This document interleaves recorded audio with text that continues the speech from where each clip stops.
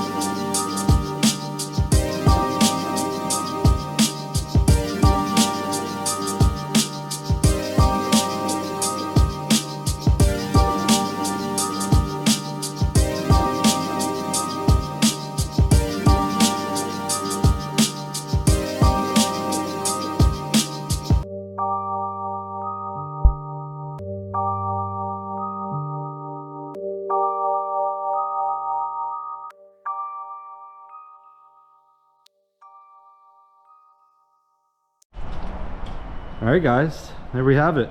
It was pretty straightforward. You can't really mess this up. I'll throw it down on the ground in a second, but basically you have, let me get on my little scooter here. Get over here. So basically you have your first bolt that is these upper ones. These all go onto your plow here. You have them all the way across, and then everything else gets bolted to that piece. So that's what all these lower bolts are. There's quite a few more of the lower ones than there are the upper ones, but it is pretty straightforward here. And I put the curb guards on both sides. The reason I did the front here is because the front of my old blade used to wear down a lot quicker. So hopefully if the rubber wears, that curb guard will stop it from wearing, because this piece here will hit the ground and then you'll have to wear through this plus the rubber. So it should work out a lot nicer. Let me set this camera up real quick and I will drop this.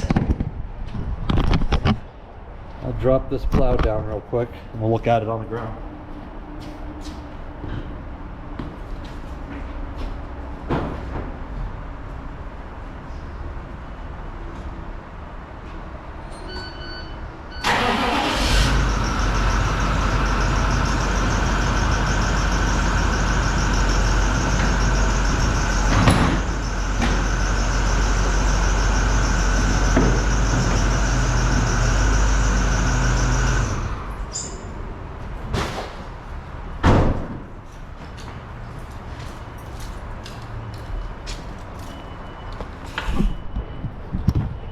So there it is. We have about an inch or two between that curb guard there and the ground, so it should work out pretty good. If you guys have never used winter equipment before, they make a great product. We have winter equipment blades on a lot of our plows. We are working to get everything switched over to them. The front blades last probably, I don't know, 10 times longer than your average blade, so that is a lot less work for me and Rodrigo here in the shop. We used to be changing them all the time. Now it is a lot longer in between changing them, so hopefully these rubber edges last long as well, but time will tell. I will keep you guys updated on how long they last, but I'm almost positive it'll last a decent amount of time.